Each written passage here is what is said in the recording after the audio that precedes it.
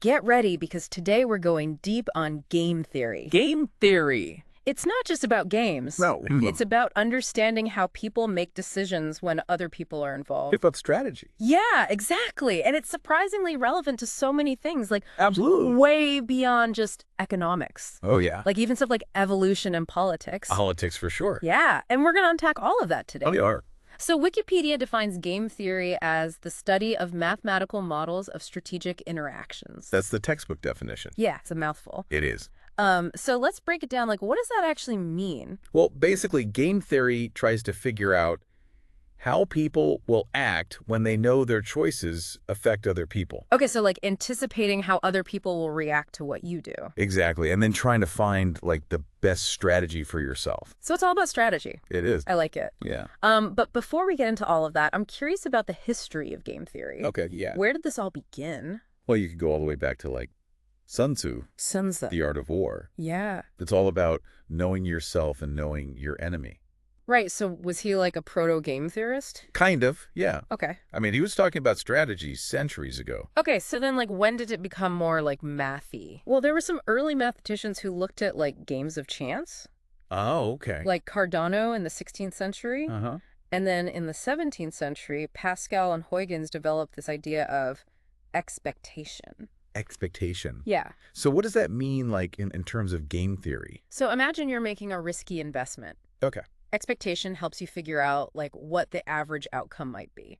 Oh, so it's not just like hoping for the best. No. It's more about calculating the odds. Exactly, weighing the potential gains against the risks. So it's like making informed decisions instead of just going with your gut. Exactly. I like that. Yeah. So those early ideas about probability and expectation, Yeah. that's kind of where game theory started. Yeah, you could say that. Okay, so then how did we get from there to like modern game theory? Well, there were a bunch of other mathematicians who contributed along the way. Okay. But the big breakthrough came in 1928 Okay. with John von Neumann. Jan von Neumann. He wrote this groundbreaking paper. That's the father of modern game theory. That's him? Okay, so what was so groundbreaking about his work? Well, he brought in all these like powerful mathematical tools to analyze strategic interactions. Okay. It wasn't just about probabilities anymore. Uh-huh. He was looking at how different players' strategies play off against each other. Okay, so like the interplay of different strategies. Exactly. Wow. And then later, he teamed up with Oscar Morgenstern. Okay. Wrote this book together called Theory of Games and Economic Behavior. So they really like solidified game theory as a field. They did. Wow. And speaking of groundbreaking moments, we can't forget about the prisoner's dilemma. Oh yeah, the prisoner's dilemma. It's like the classic example of game theory. So remind me, how does that work again? Okay, so imagine you have two criminals. Okay. They get arrested. Uh-huh. They're in separate cells. Mm. They can't talk to each other. Okay. And they each have to decide whether to confess to the crime or stay silent. Okay, so confess or stay silent. Right. What happens? So if they both stay silent, they both get a light sentence. Okay. But if one confesses and the other stays silent, Mm-hmm. the one who confesses goes free. Oh, wow. And the other one gets a really heavy sentence. Okay. But if they both confess, they both get like a moderate sentence. So it's like they're both trying to figure out what the other one's going to do. Exactly. And minimize their own jail time. Yeah, it's a tough choice. It is. Because the best outcome for both of them is to stay silent. Right, because then they both get a light sentence. Right. But the rational choice for each individual prisoner is to confess. Wait, why is that? Because imagine you're one of the prisoners. Okay. If you think the other prisoner is going to stay silent, Uh. then confessing is the best move for you because you go free. Oh, I see. But if you think the other prisoner is going to confess, then confessing is still the best move for you Okay. because you get a moderate sentence instead of a really long one. So no matter what the other prisoner does, Yeah, confessing seems like the safer bet. it does. Wow, that's crazy. It is. So the prisoner's dilemma shows how being rational can actually lead to a worse outcome. Yeah, for everyone involved. That's mind-blowing. It is. So is this just a theoretical thing, or does this actually happen in the real world? Oh, this happens all the time. Really? Yeah, think about arms races between countries Oh, okay. or like price wars between companies. Right. They're both afraid to cooperate. Exactly. So they end up in this like worse situation for everybody. Yeah, it's a classic example of how individual self-interest can sometimes undermine the common good. Okay, so game theory is not just about winning. No, it's not. It's about understanding how cooperation and competition work together. It's about the big picture. Yeah. Okay, but isn't there more to game theory than just the prisoner's dilemma? Oh, there's a whole world of different types of games out there. It's Really? like a zoo. Game theory zoo. I love If you've playing. got cooperative games and non-cooperative games. Okay, so what's the difference? In cooperative games, the players can like team up, Okay. make agreements, and work towards a shared goal. So like negotiating a contract. Exactly, where both sides benefit. Okay. But in non-cooperative games, it's more like every man for himself. Like the prisoner's dilemma. Exactly. Okay, so we've got cooperative versus non-cooperative. What else is in the zoo? We've got symmetric games and asymmetric games. Ooh, asymmetric. What does that mean? So in a symmetric game, everyone has the same options and payoff, Okay. like tic-tac-toe. Okay. But in an asymmetric game, the players have different roles or different resources. Oh, that's Like fine. imagine negotiating a salary. Okay, yeah. You and the employer have different levels of power. Right. You want a higher salary. They want to keep costs down. Exactly. It's not a level playing field. So you have to like strategize differently. Exactly. Okay, this is getting really interesting. It is. What else? What else is in this game theory zoo?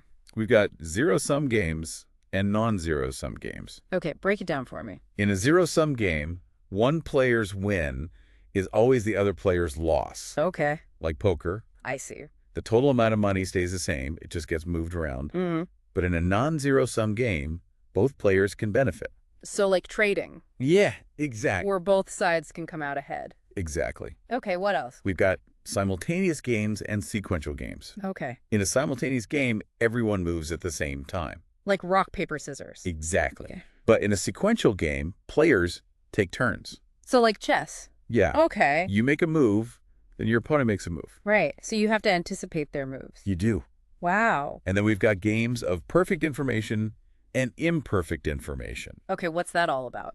In a game of perfect information, everyone knows everything. Okay, Like chess, I see. you can see all the pieces. Uh, But in a game of imperfect information, there are hidden elements. like poker? Exactly. You don't know what cards your opponents are holding. Plus, you have to bluff and stuff. Exactly. Okay, this game theory zoo is amazing. It is. And those are just the basic types of games. Right. There are even more out there, There are. like Bayesian games and combinatorial games. Mm-hmm. The list goes on. It does. Wow. Okay, but before we get completely lost in the jungle, I'm curious, how do game theorists actually like represent all of this? Well, they have some clever ways to visualize and analyze games. Okay. One way is the extensive form. Extensive form. Yeah, it uses these tree-like diagrams. Tree diagrams. Yeah, to map out all the possible choices and outcomes. Oh, okay. So imagine like a tree with branches, Okay. and each branch represents a decision point. Okay. And as players make choices, the branches split, and you follow the branches to see where they lead. So you can see all the different paths the game could take. Exactly. That's really cool. It is. Okay, what other representations are there? Another common one is the normal form. Normal form. Yeah, it uses matrices or grids Dicracy. Yeah. Okay. to show the payoffs for different combinations of strategies. So like if I do this and you do that, Yeah, this is the outcome. exactly. Okay, that makes sense. And then there's the characteristic function form, Okay. which focuses on what happens when groups of players cooperate. Okay, so we've got trees and grids and functions, Yeah, we got it all. all these tools to map out the game. We do? But like, what's the point of all this? That's the big question, isn't it? Yeah, like, is this just a fun intellectual exercise? Yeah. Or does it actually have like real world applications? It's both. Okay, tell me more. So game theory has two main branches, Okay. descriptive and prescriptive. Okay, what's the difference? Descriptive game theory is all about understanding how people actually behave. Okay. Like in the real world, Mm-hmm. it's about observing what people do and trying to model it. So it's like saying, okay, people aren't always perfectly rational, Right. but here's how they tend to act. Exactly. It takes into account all the messy human stuff. The messy human stuff. The emotions, the biases, Yeah. the social norms, Right. all of that. Okay, so descriptive game theory is about how people actually behave. Yeah. What about prescriptive? Prescriptive game theory is about advising people on how they should behave Oh, okay. to get the best possible outcome. So it's like saying, here's how to play the game to win. Exactly. Or at least to get a good result. Okay, I see. And this can be applied to all sorts of situations, Really? like business negotiations, political campaigns, even personal relationships. Wow, so game theory can help us make better decisions. It can. That's amazing. It is. But here's a thought. Yeah, Do people always act rationally? that's the million-dollar question. Right? Like, I know I make impulsive decisions sometimes, We all do. or I let my emotions get the better of me. It happens. So how does that affect game theory? Well, that's where the date comes in, Okay. about how well game theory actually predicts real-world behavior. Yeah, like, it's a great tool, It is. but real life is messy, It is. so it's not always going to be perfect. Right. Okay, so while game theory can be helpful, it's important to remember that it's still just a model. Exactly. It's a simplification of reality. Yeah, And sometimes reality is more complicated than the model. right. And that's why some game theorists have started exploring things like evolutionary game theory. Oh, evolutionary game theory. Yeah, That sounds interesting. it is. But before we go down that rabbit hole, Okay. I'm curious about some concrete examples of game theory in action. All right, let's do it. Like, what are some real-world situations where this stuff actually plays out? Well, game theory pops up everywhere. Really? Yeah, let's start with business. Okay. Imagine you're a company trying to choose a supplier. Okay. You've got multiple bids, Mm-hmm. each with its own pros and cons. Right. Game theory can help you analyze those bids. Okay. Think about things like price, quality, reliability, Okay. even the potential for future collaborations. So it's like a high-stakes game of chess. Kind of, yeah. You're trying to outmaneuver your competitors. You get the best deal for yourself. Right. Game theory can help you with that. Wow. Okay, so game theory is not just about competition. No, it's not. It's about finding strategic partnerships. It is. That's fascinating. It is. Okay. What other real-world examples are there? Let's move from the boardroom to the construction site. Okay. Imagine you're managing a big construction project. Okay. Multiple contractors, subcontractors, Lots of moving parts. lots of moving parts, everyone with their own priorities. Right. Game theory can help you understand those relationships and motivations, Okay. anticipate conflicts, Uh-huh. design contracts that encourage cooperation. So everyone works together smoothly. Exactly. Okay, that's pretty cool. It is. What about politics? Oh, political science is all about strategic decision-making. Right. And game theory can help us analyze all sorts of things, Like what? like voting behavior, campaign strategies, international relations, conflict resolution. Yeah. So you're saying game theory can help us understand, like, why people vote the way they do, Yeah. how politicians get elected. Mm-hmm. Even whether countries go to war or not. Wow. It's a powerful tool for understanding politics. It is. Okay, my mind is blown. Good. We've talked about business construction politics, Yeah. but you mentioned earlier that game theory even has applications in biology. Oh, yeah. How does that work? So there's this field called evolutionary game theory. Evolutionary game theory. It uses game theory to understand how behaviors evolve over time. Okay, I need an example. Okay. Let's talk about altruism. Altruism. Yeah. Like, why would animals ever help each other? Right, because they're all about survival of the fittest. So how does that work? Well, evolutionary game theory suggests that helping your relatives can actually be beneficial in the long run. Oh, because they share your genes. Exactly. So it's like a long-term investment strategy. You could say that. Okay, that's fascinating. It is. So game theory can help us understand like the whole natural world. It can. Wow, I'm starting to see game theory everywhere now. It's everywhere. It's like this secret code to understanding how the world works. That's a good way to put it. Okay, but before we wrap up this part of our deep dive, Yeah. let's do a quick recap. Okay. What are the key takeaways from our exploration of game theory so far? Well, we've learned that game theory is about strategic decision-making. Right. It's not just about games. It applies to real life. Yeah. We've looked at different types of games, Huh? cooperative, non-cooperative, symmetric, asymmetric, all sorts of stuff. Right, the whole zoo. A whole zoo. And we've seen how game theorists represent these games. Yeah, using tools like tree diagrams and matrices. Yeah. And we've talked about the two main branches of game theory, Yeah. descriptive and prescriptive. Exactly. Wow, okay, so we've covered a lot of ground. We have. But we've only just begun to scratch the surface. There's so much more to explore. There is In the next part of our deep dive, we're going to tackle the Nash equilibrium. the Nash equilibrium. Yeah. Okay, get ready for more mind-bending insights. Get ready. This is going to be good. It is. Welcome back to our deep dive on game theory. Ready for more. I am We covered so much ground already. It's amazing how widely applicable these ideas are. It really is, and there's even more to uncover. Okay, so where do we go from here? Well, now we're going to talk about one of the most important concepts in game theory, Okay, hit me with it. the Nash equilibrium. The Nash equilibrium sounds intense. It kind of is. Yeah. It revolutionized how we think about strategy. Okay, so break it down for me. What is a Nash equilibrium? Well, imagine a situation where no one has a reason to change what they're doing. Oh, okay. Like everyone's settled into their best strategy. Okay, so if they change their strategy, they'll actually be worse off. Exactly. It's a point of stability where everyone's doing the best they can given what everyone else is doing. So it's like everyone's found their strategic groove. Yeah, that's a good way to put it. Okay, but does a Nash equilibrium always exist? That's a good question. Yeah. And the answer is it depends. Okay. Some games always have a Nash equilibrium, Okay. but some games don't. Oh, so it can get pretty complex. It can, but let's start with a simple example. Okay, let's do it. Remember the prisoner's dilemma? Oh, yeah, the classic. So in that scenario, the Nash equilibrium is for both prisoners to confess. Even though that's not the best outcome for both of them. Right, because if one prisoner stays silent while the other confesses, the silent one gets screwed. So they're both better off confessing, even though they'd be even better off if they both stayed silent. Exactly. It's a classic example of how individual rationality can lead to a suboptimal outcome for everyone. Okay, so the Nash equilibrium isn't always about, like, the best overall outcome. No, it's more about what's most likely to happen, given that everyone's acting in their own self-interest. So it's about, like, the realistic outcome, not necessarily the ideal one. Exactly. That's a good distinction. It is, and this idea has implications for all sorts of things in the real world. Okay, like what? But think about arms races between countries. Oh, yeah. Each country has to decide whether to build up its military or not. Right. And if one country arms itself while the other doesn't, the unarmed country is vulnerable.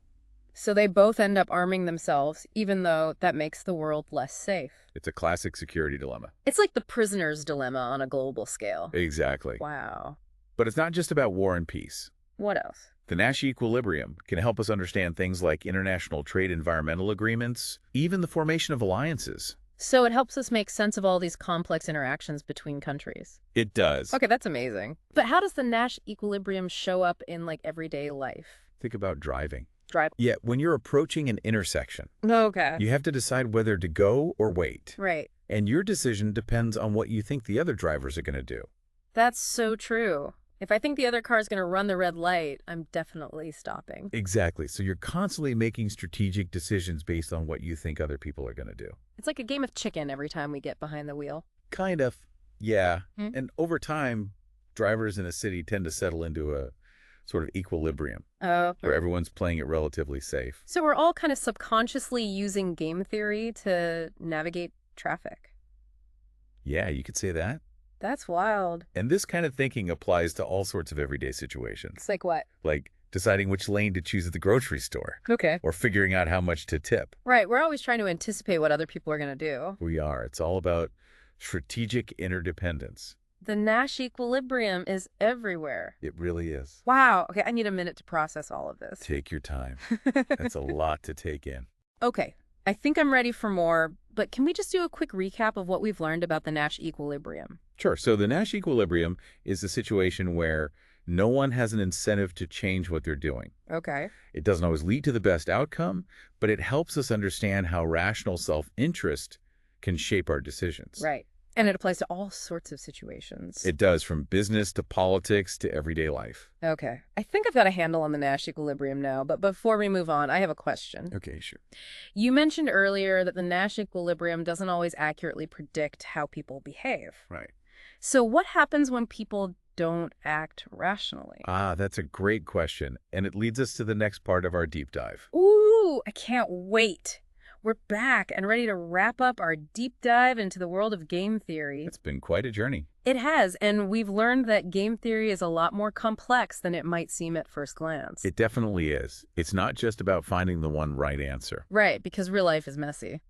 It's people don't always act in perfectly rational ways. Exactly. We've got emotions and biases and all sorts of things influencing our decisions. And that's why game theorists have developed all these alternative solution concepts. Right, to try to account for those messy human factors. Exactly. Okay, so let's dive into those alternative solutions. What are some of the most interesting ones? Well, one concept that's gained a lot of traction is bounded rationality. Bounded rationality, what's that all about? It basically recognizes that we humans have limits. Okay, like we can't always think perfectly clearly, Right. We don't always have all the information we need. and we can't always process complex calculations super quickly. Exactly. So bounded rationality says that sometimes we just have to make do with the information we have. And use mental shortcuts or rules of thumb. Exactly. We rely on heuristics to simplify things. It's like when I'm choosing between different brands of cereal, Yeah. I don't spend hours comparing nutritional labels. No, you just grab what looks good. Exactly, or what I'm familiar with. And you know what? A lot of times those heuristics work pretty well, They do, but sometimes they can lead to decisions that aren't the best. especially when the stakes are high. Right. Okay, bounded rationality makes a lot of sense. What other alternative solution concepts are out there? Another really interesting area is behavioral game theory. Behavioral game theory. Okay, tell me more. So this field combines game theory with insights from psychology Oh, interesting. to try to understand how people actually behave in strategic situations. So it's like game theory meets the real world. Exactly. It takes into account things like emotions and fairness concerns and social norms. Right, because sometimes we make decisions based on what feels fair. Absolutely, even if it means we might lose out on some potential gain. And sometimes we're influenced by how a choice is presented to us. Yeah, like the framing of the decision. Right, even if the underlying options are the same. Exactly. Behavioral game theory helps us understand all of that. Okay, can you give me a specific example of how behavioral game theory challenges traditional game theory? Sure, let's think about the ultimatum game. The ultimatum game, remind me how that works. So one player proposes how to split a sum of money, Okay. and the other player can accept or reject the offer. Right. Traditional game theory would say that the proposer should offer the smallest amount possible, Okay. and the responder should accept any offer, even a tiny one. Because something is better than nothing. Exactly. But that's not really how people behave, is it? Nope. In experiments, people often reject offers that they think are unfair. Even if it means they get nothing. Exactly. They'd rather punish the proposer for being greedy. Wow. So we're not always as rational as we think we are. Not always. Okay, so behavioral game theory helps explain why people cooperate even when traditional game theory would predict they wouldn't. It does, because it recognizes that we're social creatures. We care about fairness and reciprocity. Exactly. Okay, this is all so fascinating, but here's a question for you. Yeah. If traditional game theory isn't always accurate, why do we even bother with it? That's a fair point. Like, why study these models if they don't perfectly reflect reality? Well, even though it doesn't perfectly predict every single decision, Yeah. game theory still gives us a really valuable framework for understanding strategic interactions. Okay, so it's like a mental toolkit. Exactly. It helps us think more systematically about our choices. And how those choices interact with the choices of others. Exactly. It helps us see the big picture. I like that. It's a way to make sense of the strategic world around us. This deep dive has been amazing. I'm glad you enjoyed it. I've learned so much. I feel like I'm seeing the world in a whole new way. That's the power of game theory. It is. So what's the main takeaway from all of this? Well, I think the most important thing to remember is that game theory is constantly evolving. Okay. It's not about finding the one perfect model. Right. It's about using these tools and concepts to grapple with complex situations. To think more strategically. Exactly. This has been such an eye-opening experience. It's been my pleasure. We've learned that game theory is about so much more than just games. It really is. It's about understanding how people make decisions in a world where those decisions are constantly interacting. And influencing each other. Exactly. Well, that's a wrap for our deep dive into game theory. Thanks for joining us. It's been an incredible journey, and we hope you've enjoyed it as much as we have.